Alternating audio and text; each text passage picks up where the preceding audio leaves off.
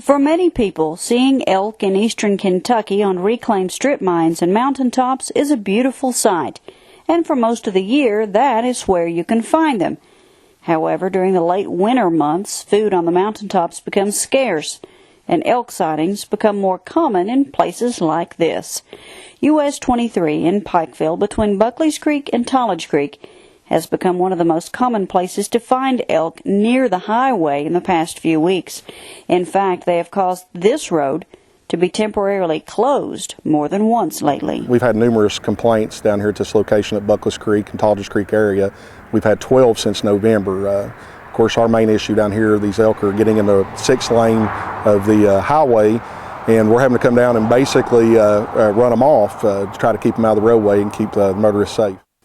And in the past 2 weeks, you might have seen a vehicle like this parked near Buckleys Creek on US 23 at night, as Kentucky Department of Fish and Wildlife officers have been watching for the elk.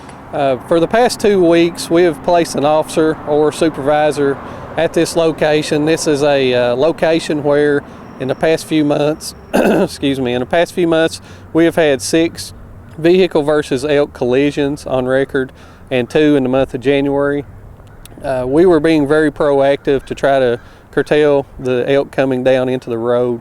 Our job was to sit here to warn traffic if they did come down and to try to haze the elk using cracker shells and rubber bullets.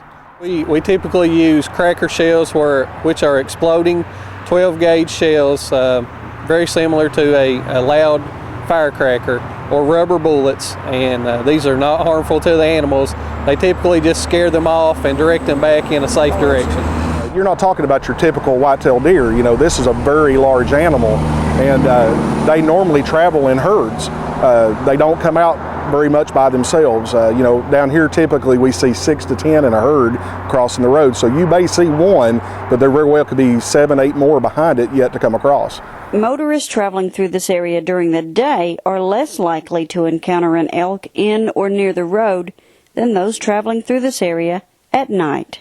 Most of our sightings have occurred about 2 o'clock in the morning, although with our detail we started at 9 p.m. and ran it to about 7 a.m. in the morning just to try to cover all occurrences. 2 a.m. is the most frequent sighting. We usually start seeing elk come down low toward the end of December, and this will continue until spring, until the grass starts growing back on top of the strip jobs and the warm weather starts back.